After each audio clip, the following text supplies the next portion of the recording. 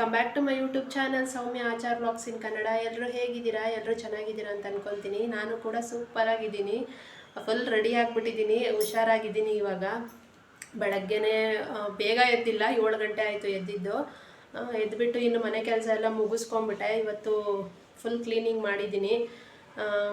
Bathroom ಎಲ್ಲ ತೊಳೆಯೋದಿತ್ತು, ಎಲ್ಲನೂ ತೊಳೆದು ಕ್ಲೀನ್ ಮಾಡಿ ಸ್ನಾನನೂ ಮಾಡಿ ಫ್ರೆಶ್ ಆಗಿ ರೆಡಿಯಾಗಿದ್ದೀನಿ.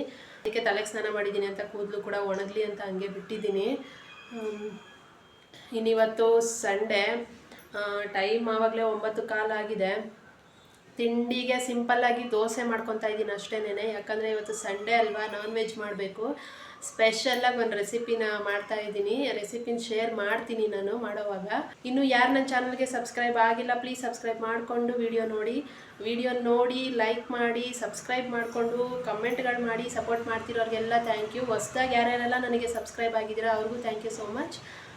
ಇನ್ನಿವತ್ತು ಡೇ ಪೂರ್ತಿ ಏನೇನಾಗುತ್ತೆ ಎಲ್ಲನೂ ಶೇರ್ ಮಾಡ್ಕೊತೀನಿ ನಿಮ್ಮ ಹತ್ರ. ಇವತ್ತು ಫುಲ್ ಎನರ್ಜೆಟಿಕ್ ಆಗಿದ್ದೀನಿ ನಾನು, ಸುಸ್ತು ಏನೂ ಇಲ್ಲ, ಆರಾಮಾಗಿದ್ದೀನಿ. ಇನ್ನು ಸ್ವಲ್ಪ ಆಚೆನೂ ಹೋಗೋದಿದೆ, ಸ್ವಲ್ಪ ಪರ್ಚೇಸಿಂಗ್ ಇದೆ. ಅಂದರೆ ಮನೆಗೆ ಬೇಕಾಗಿರೋ ಐಟಮ್ಸೇ, ಗ್ರಾಸರೀಸು ಮತ್ತು ತರಕಾರಿಗಳೆಲ್ಲ ತರಬೇಕು. ನೋಡಬೇಕು ಇನ್ನು ನಮ್ಮ ಮನೆಯವರು ಏನು ಆಚೆ ಹೋಗೋಣ ಅಂತಾರ ಅಥವಾ ಜೆಪ್ಟೋದಲ್ಲಿ ಆರ್ಡ್ರ್ ಮಾಡ್ಕೊಳ್ಳೋಣ ಅಂತಾರ ಗೊತ್ತಿಲ್ಲ. ನಾನು ಆಚೆ ಕರ್ಕೊಂಡೋಗ್ತಾರೆ ಅಂತ ರೆಡಿಯಾಗಿ ನಿಂತಿದ್ದೀನಿ, ನೋಡೋಣ ಏನು ಮಾಡ್ತಾರೆ ಗೊತ್ತಿಲ್ಲ. ಇನ್ನು ತಿಂಡಿಗೆ ಅಂತ ನಾನು ದೋಸೆನೂ ಕಡಲೆಬೀಜ ಚಟ್ನಿ ಮಾಡ್ಕೊಂಡಿದ್ದೆ.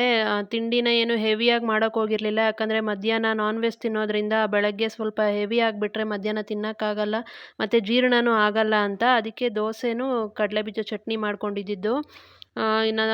ನಾನು ತಿಂಡಿನೂ ತಿನ್ಕೊಂಡೆ. ಬಟ್ಟೆಗಳನ್ನ ಬೆಳಗ್ಗೆನೇ ಮಿಷಿನ್ಗೆ ಹಾಕ್ಬಿಟ್ಟಿದ್ದೆ ಒಗೆಯೋದಕ್ಕೆ, ಅದು ಒಗೆದು ಆಗಿತ್ತು. ಒಣಗಾಕ್ಬಿಡೋಣ ಅಂತ ತೊಗೊಂಡೋಗಿ ಒಣಗಾಕ್ತಾ ಇದ್ದೀನಿ.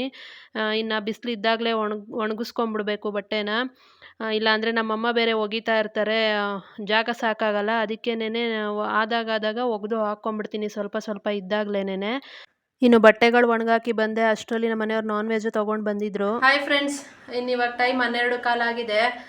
ನಾನು ಆವಾಗಲೇ ಹೇಳಿದ್ನಲ್ಲ ಇವತ್ತೊಂದು ಸ್ಪೆಷಲ್ ರೆಸಿಪಿ ಮಾಡಬೇಕು ಅಂತ. ಅದಕ್ಕೆ ಮಟನ್ ತೊಗೊಂಬಂದಿದ್ದಾರೆ, 1/2 kg ಇದೆ ಮಟನ್. ಇದು ಸಿಂಪಲ್ಲಾಗಿ ಒಂದು ಮಟನ್ ಗೊಜ್ಜು ಮಾಡೋಣ ಅಂತ. ಇವಾಗ 1/2 kg ಮಟನ್ ಇದೆ. ಇನ್ನಿದಿಷ್ಟು ಮಟನ್ ಗೊಜ್ಜಿಗೆ ಅಂತ ಐಟಮ್ಸ್ ತೊಗೊಂಡಿದ್ದೀನಿ. ಖಾರ ಏನು ರುಬ್ತಾ ಇಲ್ಲ, ತೆಂಗಿನಕಾಯಿ ಏನು ಹಾಕ್ದಿರ ಮಾಡ್ತಾ ಇರೋದು. ನಾನು ವಿಡಿಯೋ ನೋಡಿದ್ದೀನಿ, ಯೂಟ್ಯೂಬಲ್ಲಿ ನೋಡಿಕೊಂಡೇ ಮಾಡ್ತಾ ಇದ್ದೀನಿ. ಇದು ಫಸ್ಟ್ ಟೈಮ್ ಮಾಡ್ತಾ ಇರೋದು. ನೋಡೋಣ ಟೇಸ್ಟ್ ಹೆಂಗೆ ಬರುತ್ತೆ ಅಂತ ನನಗೂ ಗೊತ್ತಿಲ್ಲ, ಮಾಡಿದ್ಮೇಲೆ ಹೇಳ್ತೀನಿ. ಚೆನ್ನಾಗಿರುತ್ತೆ ಅಂತ ಅಂತೂ ಅಂದ್ಕೊಂಡಿದ್ದೀನಿ. ಬನ್ನಿ ಏನೇನು ಹಾಕಿ ಮಾಡೋದು ಅಂತ ನೋಡೋಣ. ಇನ್ನು ಇದು 1/2 kg ಮಟನ್ ಇದೆ. ಮಟನ್ನ ನಾನು ನೀಟಾಗಿ ತೊಳ್ಕೊಂಡಿದ್ದೀನಿ ಒಂದು 2-3 ಸಲ. ತೊಳ್ಕೊಂಡು ಅದಕ್ಕೆ ಇವಾಗ ಒಂದು ಬೌಲಷ್ಟು ಮೊಸರು ಹಾಕ್ಕೊಂಡಿದ್ದೀನಿ. ಜೊತೇಲಿ ಒಂದು ಕೈ ಹಿಡಿಯಷ್ಟು ಪುದೀನ ಸೊಪ್ಪು, ಸ್ವಲ್ಪ ಕಟ್ ಮಾಡಿರೋ ಕೊತ್ತಂಬರಿ ಸೊಪ್ಪು, ಸ್ವಲ್ಪ ಶುಂಠಿ ಬೆಳ್ಳುಳ್ಳಿ ಪೇಸ್ಟ್ ಅಂದರೆ ನಾನು ತುರಿದಿಟ್ಕೊಂಡಿದ್ದೀನಿ, ನೀವು ಬೇಕಿದ್ರೆ ಪೇಸ್ಟ್ ಹಾಕ್ಕೊಬೋದು. ಒಂದು 2 ಸ್ಪೂನಷ್ಟು ಧನಿಯಾ ಪುಡಿ ಹಾಕ್ಕೊತಾ ಇದ್ದೀನಿ. ಒಂದು 3/4 ಸ್ಪೂನಷ್ಟು ಖಾರದ ಪುಡಿ ಹಾಕ್ಕೊತೀನಿ. ಖಾರ ನಿಮಗೆ ಎಷ್ಟು ಬೇಕೋ ನೋಡಿ ಹಾಕ್ಕೊಳ್ಳಿ. ನನಗೆ ಖಾರ ಅಷ್ಟು ಸಾಕು, ನಮ್ಮನೇಲಿ ಖಾರ ಜಾಸ್ತಿ ತಿನ್ನಲ್ಲ, ಅದಕ್ಕೇನೆ. ಒಂದು 1/4 ಸ್ಪೂನಷ್ಟು ಅರಿಶಿನ, ಒಂದು 3/4 ಸ್ಪೂನಷ್ಟು ಅಂದರೆ ರುಚಿಗೆ ಎಷ್ಟು ಬೇಕೋ ಅಷ್ಟು ಉಪ್ಪು ಇವಾಗಲೇ ನಾನು ಎಷ್ಟು ಬೇಕೋ ಅಷ್ಟು ಹಾಕ್ಕೊಂಡು ಕಲಸಿ ಇಟ್ಕೊತಾ ಇದ್ದೀನಿ. ಆಮೇಲೆ ಬೇಕು ಅಂದರೆ ನೋಡಿ ಹಾಕ್ಕೊಬೋದು. ನಾನು ಇದಕ್ಕೆ ಕರೆಕ್ಟಾಗಿ ಆಗೋಷ್ಟು ಹಾಕ್ಕೊಂಡಿದ್ದೀನಿ ಉಪ್ಪನ್ನ. ಇನ್ನಿದಿಷ್ಟನ್ನು ಚೆನ್ನಾಗಿ ಮಿಕ್ಸ್ ಮಾಡಬೇಕು. ಮೊಸರು ಗೆಡ್ಡೆ ಥರ ಇರುತ್ತೆ ಅಲ್ವಾ, ಅದಷ್ಟು ಚೆನ್ನಾಗಿ ಮಿಕ್ಸ್ ಆಗಿಬಿಡ್ಬೇಕು. ಅದು ಗೆಡ್ಡೆ ಥರ ಕಾಣಿಸ್ಬಾರ್ದು, ಅಷ್ಟು ಚೆನ್ನಾಗಿ ಮಿಕ್ಸ್ ಮಾಡ್ಕೊಬೇಕು. ಇನ್ನು ಇದನ್ನು ಮಿಕ್ಸ್ ಮಾಡಿ ನಾನು ಸ್ವಲ್ಪ ಹೊತ್ತು ಮ್ಯಾರಿನೇಟ್ ಆಗೋದಕ್ಕೆ ಬಿಟ್ಬಿಡ್ತೀನಿ, ಅಂದರೆ ಒಗ್ಗರಣೆ ಮಾಡ್ಕೊಳ್ಳೋ ತನಕ. ಇನ್ನು ಸ್ಟವ್ ಹಚ್ಬಿಟ್ಟು ಕುಕ್ಕರ್ ಇಟ್ಕೊಂಡಿದ್ದೀನಿ. 2 ಸ್ಪೂನಷ್ಟು ಎಣ್ಣೆ ಹಾಕ್ಕೊತೀನಿ. ಜಾಸ್ತಿ ಬೇಕಾಗಲ್ಲ, ಯಾಕಂದರೆ ಮಟನ್ ಕೂಡ ಎಣ್ಣೆ ಬಿಟ್ಬಿಡುತ್ತೆ. ಎಣ್ಣೆ ಕಾದ್ಮೇಲೆ ಸ್ಪೈಸಸ್ ಹಾಕ್ಕೊತೀನಿ. ಒಂದು ಚಕ್ಕೆ ಪೀಸು, ಒಂದು 4 ಲವಂಗ, ಸ್ವಲ್ಪ ಸೋಂಪು, ಸ್ವಲ್ಪ ಕಸೂರಿ ಮೇಥಿ, ಇದಿಷ್ಟು ಹಾಕ್ಕೊಂಡು ಫ್ರೈ ಮಾಡಿಬಿಟ್ಟು ಕಟ್ ಮಾಡಿ ಇಟ್ಕೊಂಡಿರೋ ಈರುಳ್ಳಿ ಹಾಕ್ಕೊತಾ ಇದ್ದೀನಿ. ಉದ್ದುದ್ದಕ್ಕೆ ಕಟ್ ಮಾಡಿ ಇಟ್ಕೊಂಡಿದ್ದೀನಿ. ಈರುಳ್ಳಿ ತುಂಬ ಏನು ಫ್ರೈ ಆಗಬೇಕು ಅಂತ ಏನಿಲ್ಲ, ಕಲರ್ ಚೇಂಜ್ ಆಗೋ ತನಕ ಫ್ರೈ ಮಾಡಿಕೊಂಡ್ರೆ ಸಾಕು. ಈರುಳ್ಳಿ ಚೆನ್ನಾಗಿ ಈ ಥರ ಫ್ರೈ ಆದಮೇಲೆ ನಾವು ಮ್ಯಾರಿನೇಟ್ ಮಾಡಿ ಇಟ್ಕೊಂಡಿದ್ವಲ್ಲ ಮಟನ್ನು, ಅದನ್ನು ಇವಾಗ ಹಾಕ್ಕೊಳ್ಳೋದು. ಮಟನ್ ಹಾಕ್ಕೊಂಡು ಮಟನ್ನು ಚೆನ್ನಾಗಿ ಫ್ರೈ ಮಾಡ್ಕೊಬೇಕು. ಹಾಕಿರೋ ಮಸಾಲೆದು ಹಸಿ ವಾಸನೆ ಎಲ್ಲ ಹೋಗೋ ತನಕ ಚೆನ್ನಾಗಿ ಫ್ರೈ ಮಾಡ್ಕೊಬೇಕು.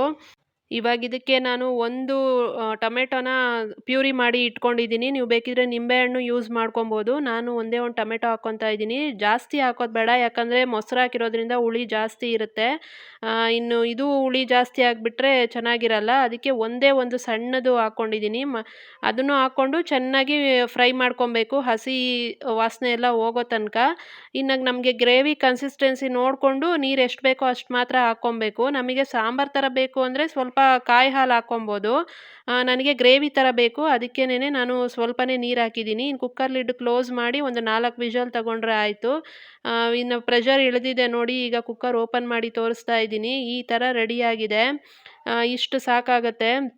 ಅದು ಸ್ಮೆಲ್ ಮಾತ್ರ ಸಖತ್ತಾಗಿ ಬರ್ತಾಯಿತ್ತು. ನೋಡಿ ಎಷ್ಟು ಚೆನ್ನಾಗಿ ಕಾಣ್ತಾ ಇದೆ ಅಂತ. ಸಖತ್ತಾಗಿತ್ತು ಮಾತ್ರ ಟೇಸ್ಟು. ನಾನು ಫಸ್ಟ್ ಟೈಮ್ ಮಾಡಿದ್ದಿದ್ದು, ಆದರೆ ಟೇಸ್ಟ್ ಮಾತ್ರ ಸೂಪರಾಗಿತ್ತು. ನೀವು ಒಂದ್ಸರಿ ಟ್ರೈ ಮಾಡಿ ನೋಡಿ. ಇನ್ನು ನಾನು ನಮ್ಮ ಮನೆಯವ್ರಿಗೂ ಊಟ ಕೊಟ್ಬಿಟ್ಟು ನಾನು ಕೂಡ ಊಟ ಮಾಡ್ಕೊಳ್ಳೋಣ ಅಂತ ಹಾಕ್ಕೊತಾ ಇದ್ದೀನಿ. ನಮ್ಮ ಊಟ ಇವತ್ತು ಈ ಥರ ಇದೆ: ಅನ್ನ, ಮಟನ್ ಗೊಜ್ಜು, ಸೌತೆಕಾಯಿ, ಈರುಳ್ಳಿ, ಒಂದು ಮೊಟ್ಟೆ.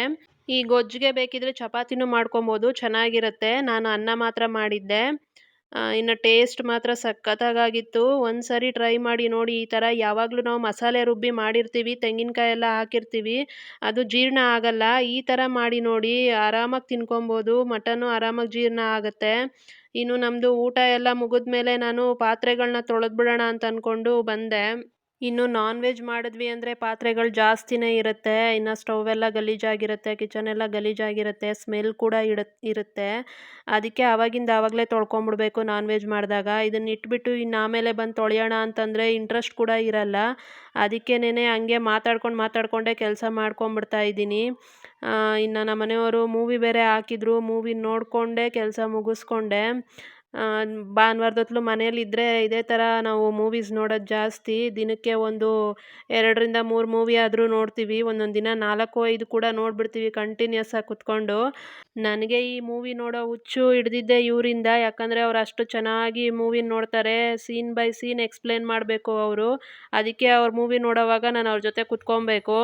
ಈ ಥರ ಕೆಲಸ ಮಾಡ್ತಾಯಿದ್ರೆ ನಾನು ಮೂವಿ ನೋಡೋದಕ್ಕೆ ಇಂಟ್ರೆಸ್ಟ್ ಬರಲ್ಲ, ನೀನು ಬಂದು ಕುತ್ಕೋ ಅಂತ ಹೇಳ್ತಾ ಇರ್ತಾರೆ. ಅವರಿಗೆ ಎಕ್ಸ್ಪ್ಲೇನ್ ಮಾಡೋದಕ್ಕೆ ಯಾರಾದರೂ ಬೇಕು. ಅವ್ರು ಹೇಳೋದನ್ನು ಕೇಳಿಸ್ಕೊಬೇಕು. ಕೇಳಿಸ್ಕೊಂಡಿಲ್ಲ ಅಂದರೆ ಅವ್ರಿಗೆ ಕೋಪ ಬರುತ್ತೆ. ಅದಕ್ಕೆ ನಾನು ಕುತ್ಕೊಂಡು ಕೇಳಿಸ್ಕೊತಾ ಇರ್ತೀನಿ.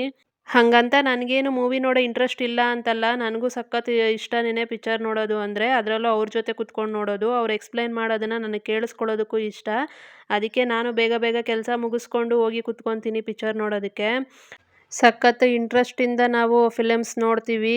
ಎಲ್ಲ ಲ್ಯಾಂಗ್ವೇಜು ಫಿಲಮ್ಸು ನೋಡ್ತೀವಿ. ಇಂಥದ್ದೇ ಅಂತ ಏನಿಲ್ಲ, ಎಲ್ಲ ಲ್ಯಾಂಗ್ವೇಜಲ್ಲೂ ಮೂವೀಸ್ ನೋಡ್ತಾನೆ ಇರ್ತೀವಿ ನಾವು. ಇನ್ನು ನಾನು ಕಿಚನ್ ಎಲ್ಲ ಕ್ಲೀನ್ ಮಾಡ್ಕೊಂಡಾದ್ಮೇಲೆ ಇನ್ನು ಬಟ್ಟೆಗಳೆಲ್ಲ ಒಣಗಿದ್ವು, ತೊಗೊಂಬಂದು ಮಡಚಿಟ್ಬಿಡೋಣ ಅಂತ ಅಂದ್ಬಿಟ್ಟು ಅದನ್ನು ತೊಗೊಂಡು ಬಂದೆ. ಹಂಗೆ ಒಂದೊಂದೇ ಅವ್ರ ಹತ್ರ ಮಾತಾಡಿಕೊಂಡೇ ಕೆಲಸಗಳು ಮುಗಿಸ್ಕೊಂಬಿಟ್ಟೆ. ಇನ್ನು ಆಚೆ ಹೋದರೆ ಬರೋದಕ್ಕೆ ಲೇಟ್ ಆಗುತ್ತೇನೋ ಅಂತ ಅಂದ್ಕೊಂಡು ಹಂಗೆ ನನಗೆ ಬಟ್ಟೆಗಳು ಈ ಥರ ತೊಗೊಂಬಂದಿದ ತಕ್ಷಣ ಮಡಚಿ ಎತ್ತಿಟ್ಬಿಡ್ಬೇಕು. ಅಲ್ಲಿ ಇಟ್ಬಿಟ್ಟು ಇನ್ನು ಯಾವಾಗಲೋ ಮಡಿಸ್ತೀನಿ ಅಂತಂದರೆ ನನಗಿಷ್ಟ ಆಗಲ್ಲ. ಯಾಕಂದರೆ ಅದು ಬಿಸಿಲಲ್ಲಿ ಚೆನ್ನಾಗಿ ಒಣಕೊಂಡಿರುತ್ತೆ, ಗರಿಗರಿಯಾಗಿರುತ್ತೆ, ಒಂಥರ ಐರನ್ ಮಾಡಿರೋ ಥರ ಇರುತ್ತೆ. ನೀಟಾಗಿ ಆವಾಗಲೇ ಮಡಚಿ ಎತ್ತಿಟ್ಬಿಟ್ರೆ ಹಾಗೆ ಕ್ಲೀನಾಗಿರುತ್ತೆ ಅಂತ. ಅದಕ್ಕೆ ನಾನು ತೊಗೊಂಬಂದಿದ ತಕ್ಷಣ ಮಡಚಿ ಎತ್ತಿಟ್ಬಿಡ್ತೀನಿ. ಇನ್ನು ಯಾವಾಗಲೋ ಮಾಡೋಣ ಅಂತ ಮಾಡಲ್ಲ ನಾನು. ಇನ್ನು ಇಷ್ಟೆಲ್ಲ ಕೆಲಸ ಮುಗಿಸ್ಕೊಂಡು ಮೂವಿ ಎಲ್ಲ ನೋಡಿ ಆಗಿತ್ತು. ಇನ್ನು ಹೊರಗೆ ಹೋಗೋಣ ಅಂತ ರೆಡಿ ಆದ್ವಿ. ನಾನು ರೆಡಿಯಾಗಿ ನಿಂತ್ಕೊಂಡ್ರೆ ಇವ್ರು ನೋಡಿದ್ರೆ ಇನ್ಸ್ಟಾಗ್ರಾಮಲ್ಲಿ ರೀಲ್ಸ್ಗಳು ನೋಡ್ಕೊಂಡು ಕೂತ್ಕೊಂಡಿದ್ದಾರೆ. ಅದಕ್ಕೆ ವಾಯ್ಸ್ ಓವರ್ ಕೊಡ್ತಾ ಇದ್ದೀನಿ. ಅವ್ರ ಜೊತೆ ಮಾತಾಡಿರೋದನ್ನು ಹಾಕೋಕ್ಕಾಗ್ತಾ ಇಲ್ಲ. ಹೇಳ್ತಾ ಇದ್ದೀನಿ ಸೌಂಡ್ ಕಮ್ಮಿ ಮಾಡಿ ಅಂತ, ಮಾಡ್ತಾನೇ ಇಲ್ಲ. ಜೋರಾಗಿ ಇಟ್ಕೊಂಡು ನೋಡ್ಕೊಂಡು ಕೂತ್ಕೊಂಡಿದ್ರು. ಅದಕ್ಕೆ ಟೈಮ್ ಆಯಿತು, ಬರಲ್ವಾ ಅಂತ ಕೇಳ್ತಾ ಇದ್ದೆ. ಆಗಲೇ ಸಂಜೆ 6 ಗಂಟೆ ಆಗೋಗಿತ್ತು ಟೈಮು.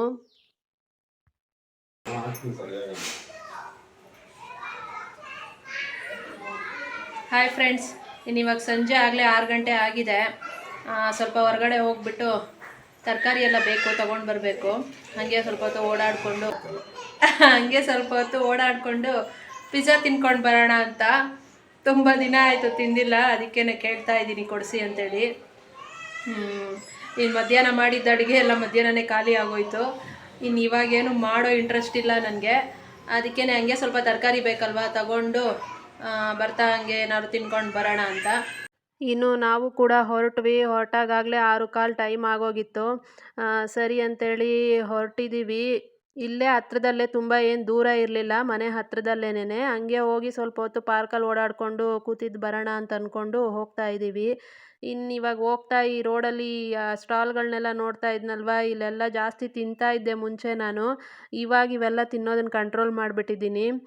ಅವಾಗವಾಗ ಒಂದೊಂದು ಐಸ್ ಕ್ರೀಮ್ ತಿಂತೀನಿ ಅಷ್ಟೇನೆ.